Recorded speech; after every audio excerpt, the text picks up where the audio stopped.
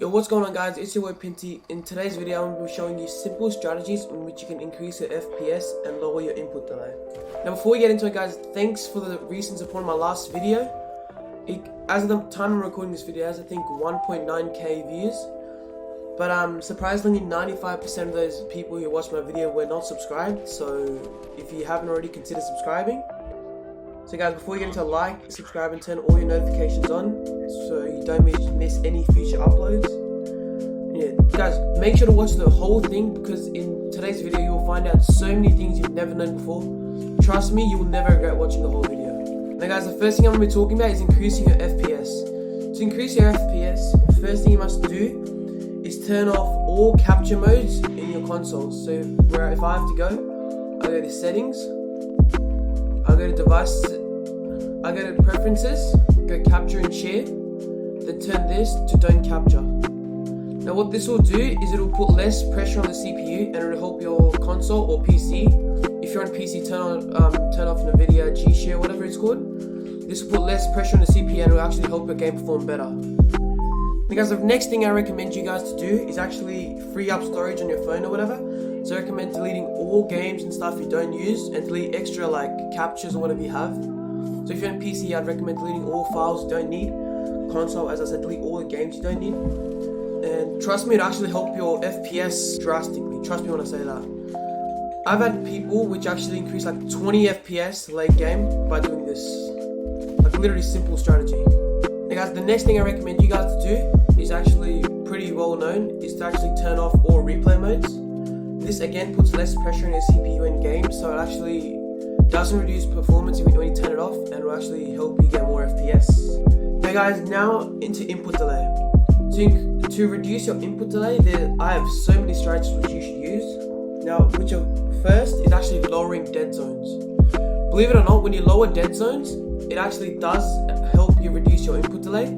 That's because it actually takes less time or less distance for you to move your joystick to make your game actually move. So as soon as I move my joystick in a little bit, it starts moving. So that'll actually help you reduce your input delay and actually help most players perform better in game. Now the next thing I recommend you guys to actually get a good monitor. This is because when you actually have a good monitor, which I recommend to get 25 inches only, because apparently, which I've actually experienced as well, playing on a smaller monitor actually helps you perform better in game. So I recommend you get at least a 60Hz monitor if you're on console, higher if you actually get more FPS than you're on a PC. This is because the more FPS you get, the lower input delay you actually have because you see more frames, so your monitor actually reacts faster. And I also recommend you to, when you look for a monitor, look for something which has the lowest input delay for the best price if you're on a budget. Next thing I recommend you to do is actually always plug into HDMI 1. This is because when your monitor or TV looks for HDMI cables, it actually goes to HDMI 1 first, then HDMI 2 and so forth. So if you plug in HDMI 1, it will actually reduce your input delay by at least 5 ms. I actually think reducing 5 ping or more for free is actually worth it because people go on and pay hundreds of dollars just to reduce 3 or 4 ms of input delay. So I recommend you to actually do this. Trust me, it'll actually make a difference. Now the next thing I recommend you guys to do is actually turn on game mode. Game mode, as everyone knows, will reduce your input delay, but all it does is sacrifices your graphics of how good it looks for the response time. So if you don't already have game mode on, turn it on. Most new TVs and monitors do have it, so turn it on right now. Next thing I recommend you guys to do is actually turn off motion blur. Now motion blur, or for a lot of guys, you don't know that actually does affect your input delay. That's because to make your game look smoother, the game actually has to show you what's going on in the game a bit later, like a bit late, because it actually tries to make the game look smooth. So I recommend you to go to settings right now and just go turn motion blur off. Now this will actually help your FPS drastically, so do it right now. Now the next thing I recommend you do, if you play on controller, play wireless. I don't know why, but for some reason when you play wireless, especially on a PlayStation controller, it reduces your input delay by I think 13 ping or ms, whatever you want to call it. It's the same with Xbox, but it's a bit less, so it's about 3 to 4. But it does make a difference. So if you play on Xbox, make sure you have charged batteries, or just have new batteries in general. And if you play PS4, just always have your controller charged. For KBM, I just recommend you to get a good mouse and keyboard. That's because if you have a good mouse or keyboard, just it'll generally perform better and always have less ping. Like I have a SteelSeries Rival 500. It has 1 ms ping or input delay, so it'll always help you actually. So I always pretty much react instantly, which is good.